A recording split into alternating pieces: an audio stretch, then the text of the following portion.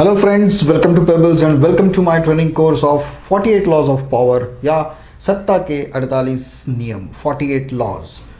शुरू करने से पहले अगर आपने अभी तक इस चैनल को सब्सक्राइब नहीं किया है तो प्लीज़ उसे सब्सक्राइब कर दीजिए।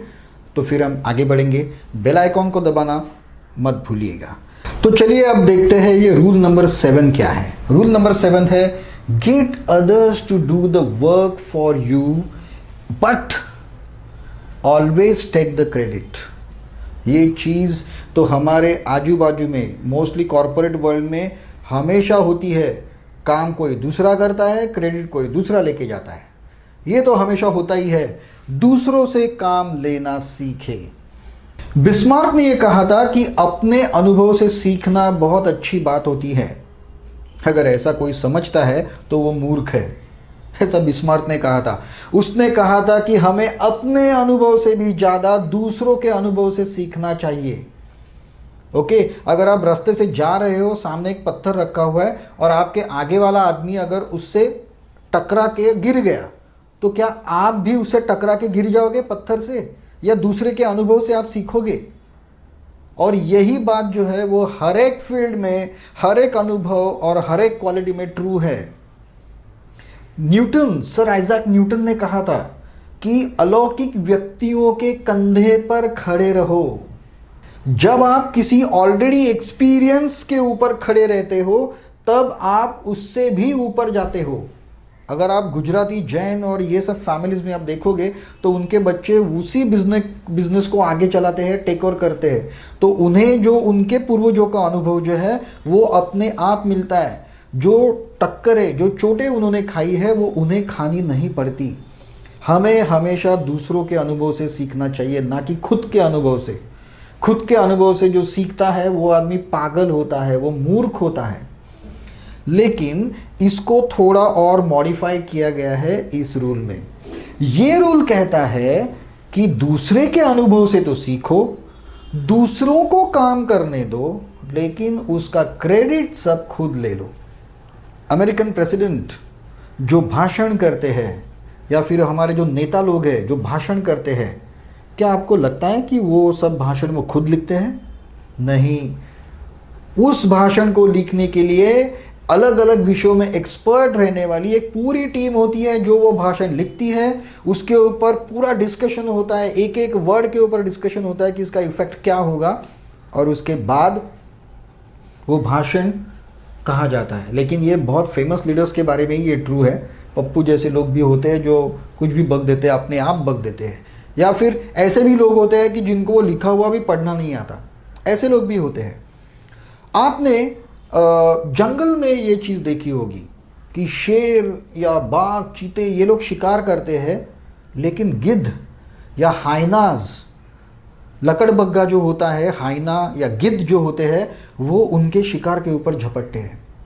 वो खुद कुछ नहीं करते, वो खुद शिकार नहीं करते, वो दूसरों को काम करने देते हैं और फिर उसका क्रेडिट खुद लेके जाते हैं। और वो ऐसे झुंड में आते हैं कि शेर भी उनके सामने कुछ नहीं कर सकता। एक रूपक कहानियाँ जो होती है उसमें एक मुर्गी की कहानी दी है कि एक मुर्गी अंधी होती है बेचारी, और वो जब खोजती रहती है तो उसने एक स्किल डेवलप हो जाता है कि वो बाकी मुर्गियों से ज़्यादा फास्ट ज़मीन कुदर सकती है। तो वो यहाँ वहाँ घूमती रहती है अपना अनाज, मतलब दाने, खाने के दाने ढूंढने के लिए। और दूसरी मुर्गी जो शातिर मुर्गी होती है वो खुद कुछ नहीं करती, वो सिर्फ इस मुर्गी के पीछे पीछे जाती है और जब कोई भी दाना निकल आए वो खुद खा लेती है। ऐसे लोग दुनिया में हर जगह पर भरे पड़े हैं। ऐसे लोग कि जो खुद कुछ नहीं करते, भले चुरा के हो। आपने सुना होगा बहुत सारे लोग प्रोजेक्ट चुराते हैं, जर्नल्स चुराते हैं।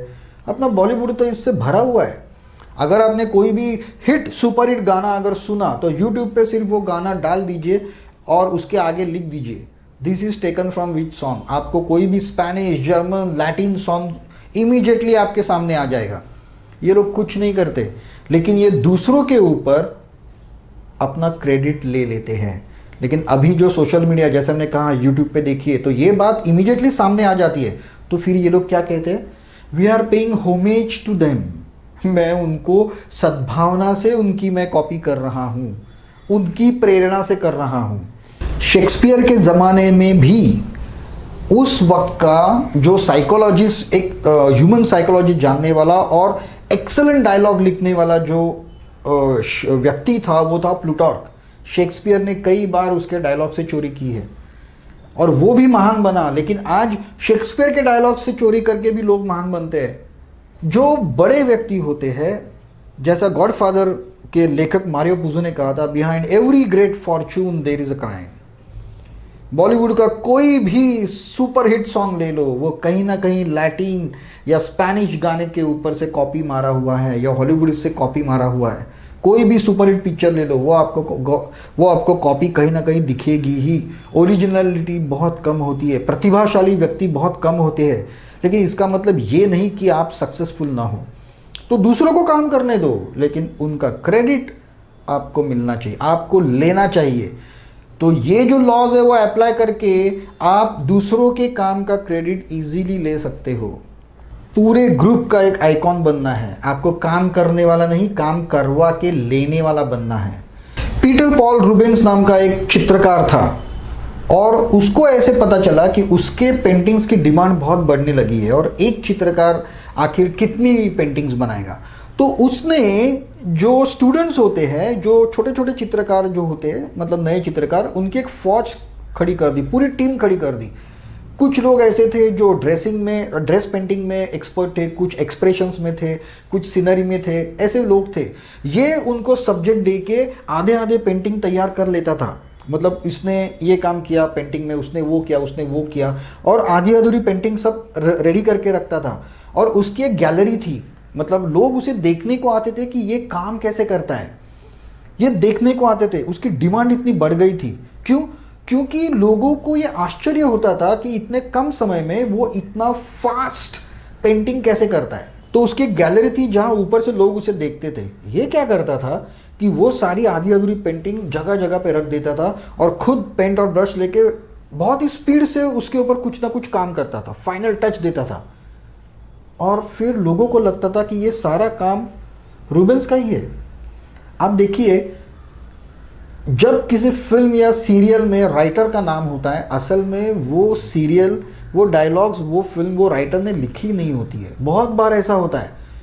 ये बड़े बड़े राइटर लोग अपने साथ छोटे छोटे राइटर्स रखते हैं, जो राइटर स्ट्रगल कर रहे हैं, जो आगे नहीं जा सकते, जिनका कोई इन्फ्लुएंस नहीं होता, उनको ये लोग हायर कर लेते हैं, उनसे पूरा लिखवा के लेते हैं, फाइनल टच सिर्फ देख के करते हैं और बहुत ही स्पीड से ये लोग उनके काम के ऊपर खुद की शोहरत कमाते हैं। मैंने हाल ही में कुछ पाकिस्तानी एड्स देखी थी, मेंस विल बी मेंस के टाइटल के ऊपर। कई ऐसे एड्स है जहाँ पे मेंस का स्वभाव दिखाया गया है। एक घर दिखाया है जिसमें मेहमान खाने के लिए आते हैं और बिरयानी बहुत ज़बरदस्त बनी है, सब लोग डिमांड कर रहे हैं। और वो जो घर का होस्ट है, जो पति है, वो कहता है कि हाँ ये तो हमारी काम वाली ने बनाई है। और वो जो पत्नी है, उसने, सब लोग समझते उसने बनाई है और वो बहुत खुश भी होती है और सब लोग उसको प्रेज करते हैं, लेकिन ये तो बोल देता है कि ये हमारे काम वाली ने बनाई है। तो वहाँ क्या हुआ, किसी और ने वो बनाई थी और इसका क्रेडिट कोई और लेके गया।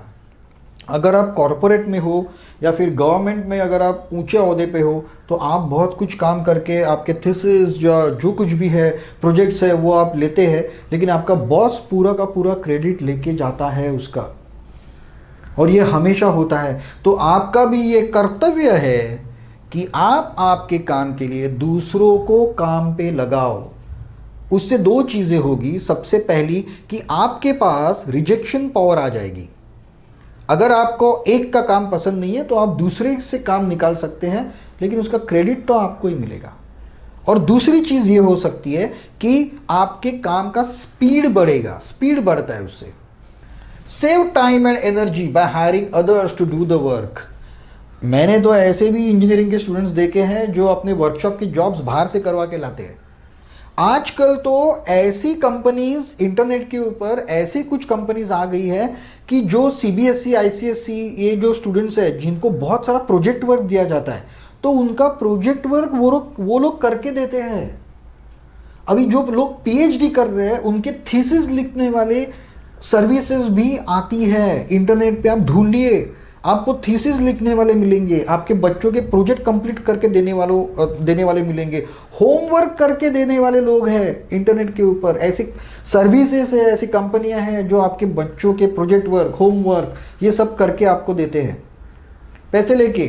और ये लोग और ये जो बच्चे हैं वो स्टार बन जाते हैं अपने स्कूल और कॉलेज में कि क्या बनाया है उन्होंने, क्या किया है। What they have done, they have saved their time and energy by hiring others. और ज़रूरी नहीं है कि हायर करने के लिए हमेशा आपको पैसे ही देने पड़ेंगे। आपको किसी को चने के झाड़ के ऊपर चढ़ाकर भी आपका काम निकाल सकते हैं आप। और सबसे बड़ा इंटेलिजेंट व्यक्ति वही माना जाएगा जो बिना पैसे खर्च किए लोगों को चने के झाड़ के ऊपर चढ़ा बढ़ा के उनसे काम निकलवा लेता है और वो अपने नाम के ऊपर पब्लिश करता है। हर दिन कोई ना कोई केस दाखिल होता है कि इसने मेरा क्रेडिट चुराया, इसने मेरी स्टोरी चुराई, इसने मेरा काम चुराया, ये होता है। लेकिन जो कंप्लेंट करता है उसके बारे में कोई नहीं सुनता, कोई उसकी नहीं सुनता। ओके, नेक्स्ट पॉइंट हम लोग देखते हैं। Your helpers will be forgotten but you will be remembered. आपके जिन लोगों ने आपके लिए काम किया है वो तो गए, उन्हें कोई याद नहीं रखेगा। अब ताजमहल का लीजिए, आप किसी नए बिल्डिंग या रेसिडेंशियल कॉम्प्लेक्स का लीजिए, आप किसका नाम लेते हैं? आप वो आर्किटेक्ट का नाम लेते हैं। ताजमहल शाहजहां ने बनाया ऐसा आप कहते हैं। एक्चुअली वो उसने भी नहीं बनाया है, उसने भी किसी राजपूत राजा का जो तेजू महल था वो हड़प लिया और वो अपना बता दिया और उसके ऊपर एक कहानी बना दी कि इतने लोग, इतने मजदूर काम कर रहे थे, ये कर था, बाकी उसने कुछ नहीं बनाया था। लेकिन आप ये बड़े बड़े कॉम्प्लेक्सेस देखिए, वो बनाता कौन है? सिविल इंजीनियर्स, जो मजदूर होते हैं वो। लेकिन नाम किसका होता है? Builder, architect. क्योंकि ये लोग दूसरों से काम निकाल कर लेते हैं। बाकी लोगों का नाम तो चला जाएगा, उन्हें कोई याद नहीं रखेगा। याद उसे रखा जाएगा जो उसका क्रेडिट लेके जाएगा। Okay, next, borrow from history, use the past and profit by others experience. Borrow from the history. आज तो लोग कहने लगे कि हिस्ट्री सब्जेक्ट की जरूरत ही नहीं है, लेकिन मैं कहता हूं हिस्ट्री की बहुत जरूरत है। हम हिस्ट्री से ही सीखते हैं। हिस्ट्री में ऐसी कई घटनाएं हैं, कई बातें हैं जो अभी तक इंतज़ार में है कि आप उन्हें यूज़ करें, आप उन्हें यूज़ करें, इसके लिए वो इंतज़ार में। अब देखिए ना, स्वतंत्रता युद्ध जिन लोगों ने लड़ा था उन्हें तो बहुत कम लोग याद रखते हैं, लेकिन उनके नाम का प्रोपोगंडा करके, उन्हें इस्तेमाल करके आज के नेता बड़े हो रहे हैं। किया किसी दूसरे ने था और उसका श्रेय जो है वो कोई और लेके जा रहा है। तो यू हैव टू लर्न और you have to take credit from your past. History से लीजिए, दूसरे लोगों से लीजिए। Next, you can only exploit others talent if your position is unshakable. अब ये चीज़ बहुत इंपॉर्टेंट है। आप दूसरों का टैलेंट, अगर सपोज आपका बॉस कॉर्पोरेट ऑफिस में, अगर आपका बॉस आपके प्रोजेक्ट का पूरा क्रेडिट ले रहा है तो केवल इसके लिए ले रहा है कि आप उसका कुछ बिगाड़ नहीं सकते। आप उसका कुछ बिगाड़ नहीं सकते, भले आप डिक्लेयर कर दो कि ये काम मेरा है, आप उस बॉस का बाल भी बाका नहीं होगा, लेकिन आप उस फॉर्म से बाहर निकाले जाओगे सीधा अगर आपने आवाज़ उठाई तो, क्योंकि उसकी पोजीशन अनशेकेबल है। If your position is unshakeable, तो आपका यत्न ये होना चाहिए कि you should reach the unshakeable position. लेकिन आप कहेंगे अभी तो मैं बॉस के पोस्ट पे नहीं हूं।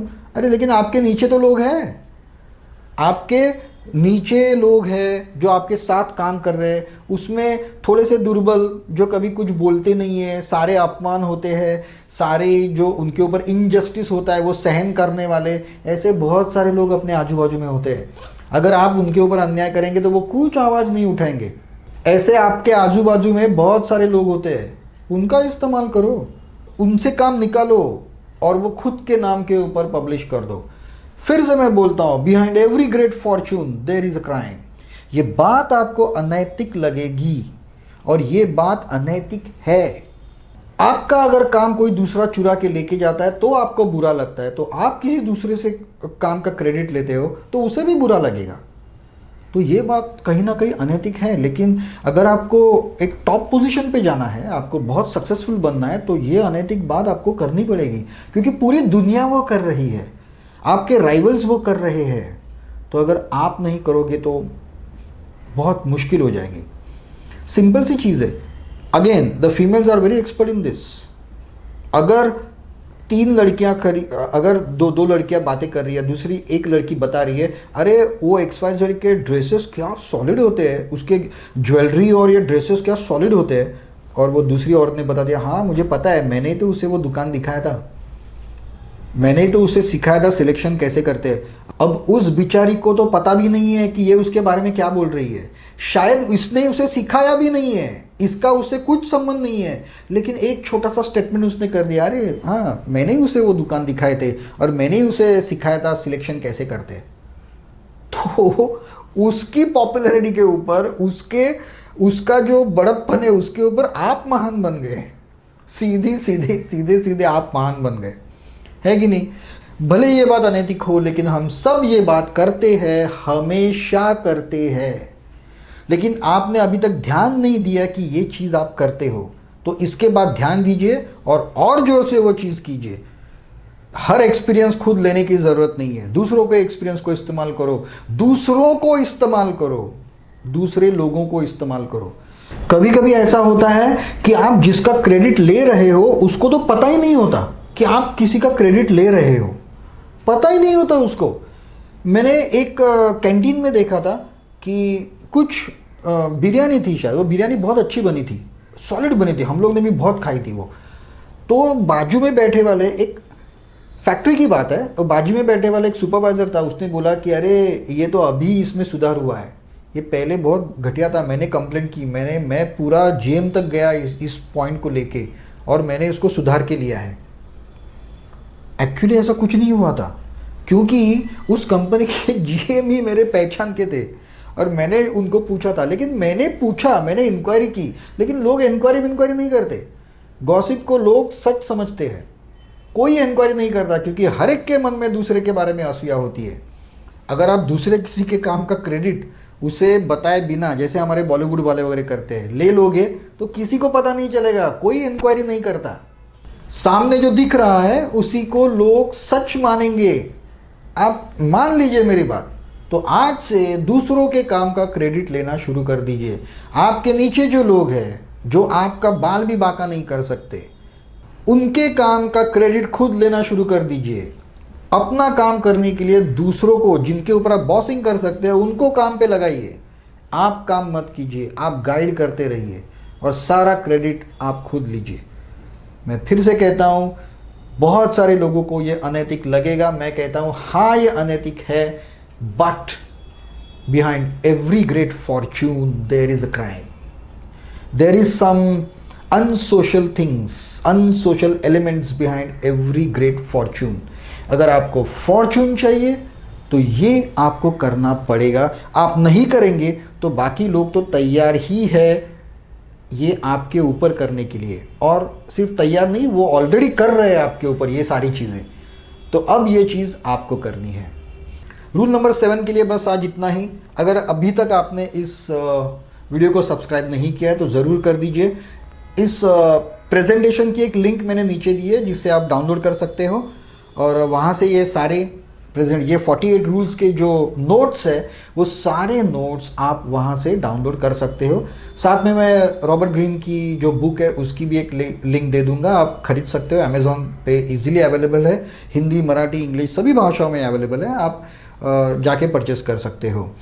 सो friends, now will meet in the rule number 8। तब तक के लिए हैव अ नाइस डे।